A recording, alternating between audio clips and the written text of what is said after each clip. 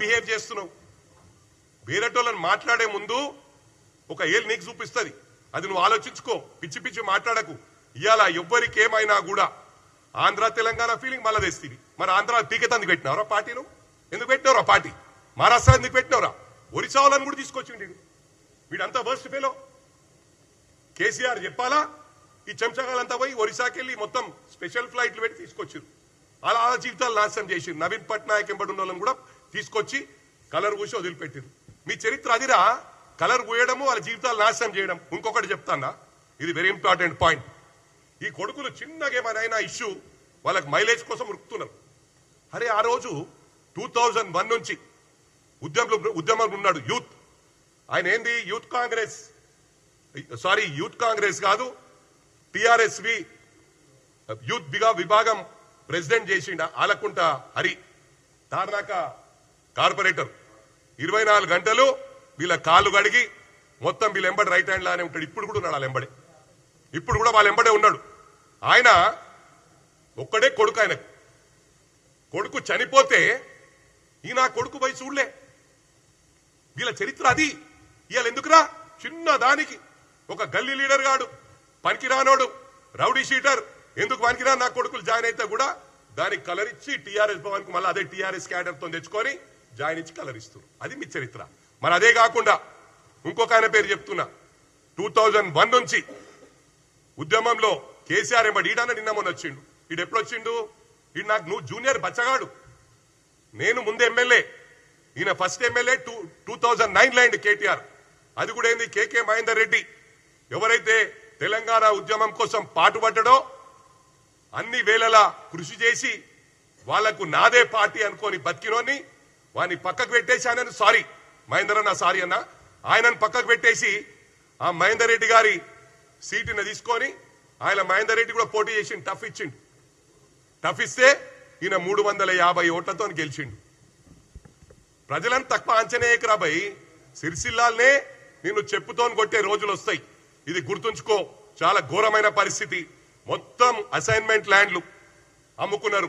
ఈ ఘనత మీకే దక్కింది. ప్రభుత్వ భూములు అమ్ముకున్నారు. ఇవన్నీ కూడా వీటికి పాస్బుక్లు ఇప్పించిండ్రు, బెనామీల పేర్ల మీద మొత్తం రాష్ట్రాన్ని అల్లకల్లోలం చేసిండ్రు. ఇవన్నీ కూడా ప్రజలు గమనిస్తున్నారు. ఏదైతే డబుల్ బెడ్రూమ్, మనం ఇంకొకటి పెన్షన్లు ఎప్పుడు స్టార్ట్ చేసిర్రు? ఫస్ట్ 5 years లా ఇక మా ప్రభుత్వం పోయేటట్టుంది, రేపు మనకు ప్రజలు ఓట్లు వేసేటట్లేరంటే ఎన్నికలకు ముందు పెన్షన్స్ ఇచ్చిండ్రు, రైతు బంధు ఇచ్చిండ్రు.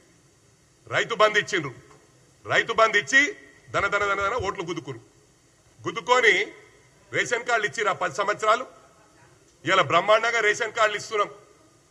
ప్రతి గ్రామంలో, ప్రతి జిల్లాల, ప్రతి నియోజకవర్గంలో రేషన్ కార్డులు ఇస్తున్నాం. 10 సంవత్సరాలు రేషన్ కార్డులు ఇవ్వకపోయా. ఒక కొత్త అమ్మాయి ఇంట్లోకి వస్తే ఆమె పేరు పెట్టుకోనికి అవకాశం లేకపోయా కోడలు వస్తే. అటువంటి పరిస్థితి మీదరా మీరు చేసిరు, నాశనం చేసిరు. సన్నబియ్యం పెడుతున్నాం బ్రహ్మాండంగా. ఇలా ప్రజలు అంటుర్రు చాలా బ్రహ్మాండంగా చేస్తుర్రు, ఈ వెధవలకి ఏం పని లేదా, ఈ బీఆర్ఎస్ వాళ్ళకి ఓన్లీ విమర్శించుడు తప్ప ఇంకో పని లేదని. అరే చెత్తనా కొడుక, మారేషం వేసుకొని పో, ప్రజలలో తిరుగు. మీకు అలవాటు రా ఇది. మొత్తం రాష్ట్రం అంతా ఆడికెళ్ళి 100 ఈడికెళ్ళి 100 గ్యాదర్ చేసి ఒక మీటింగ్ పెడతాడు మీ అయ్యా. మీటింగ్ పెట్టి మొత్తం హైలైట్ చేసి ఇక మళ్ళీ ఇంట్లో అంటాడు. అది మీ చరిత్ర. మేము ప్రజలలో ఉంటాం. ఆయన కొండగట్టి ఇష్యూలో పోయిందా? అంతమంది చనిపోతే కొండగట్టి ఇష్యూలో పోలే. ఇవాళ ఎవరు చిన్నోళ్ళు పోయినా యాక్టింగ్ చేస్తున్నారు. ఎందుకు? పవర్ లేక బతకలేకపోతున్నారు. 18 months లోనే మారిపోయారు కొడుకులు. అమ్మో ఆగమైపోయినాం మనం. వీళ్ళు ఏమనుకున్నారు? చిన్న మండలాలను, చిన్న జిల్లాలను, చిన్న పోలీస్ స్టేషన్లను అన్ని చిన్నగా చేసి ఏమనుకున్నారంటే ఏ లీడర్షిప్ కూడా ఎదుగొద్దు. లీడర్షిప్ ఉంటే రేపు నాకు కౌంటర్ అవుతారు. ఒక జిల్లా పరిషత్ చైర్మన్ అంటే మా మెదక్ జిల్లాలోనే 46 మండలాలు ఉంటుండే.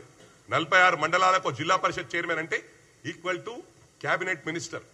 అంటే వీళ్ళకి అట్లుంటే రేపు వీళ్ళు కౌంటర్ అవుతారు. రేపు ఎప్పటికైనా తలకాయ నొప్పి అని ఈ క్రిమినల్ దమాక్తోని అని చిన్న మండలాలు చేసిరు. మన వాళ్ళు అనుకుంటారు అరే మాకు చాలా ఫేవర్ చేసిండని. ఆయన ఏమనుకుండు? నా దగ్గర పైసలు లక్షల కోట్లు సంపాదించుకున్నా, పైసలు ఇస్తా, పబ్లిక్ ని తెచ్చుకుంటా.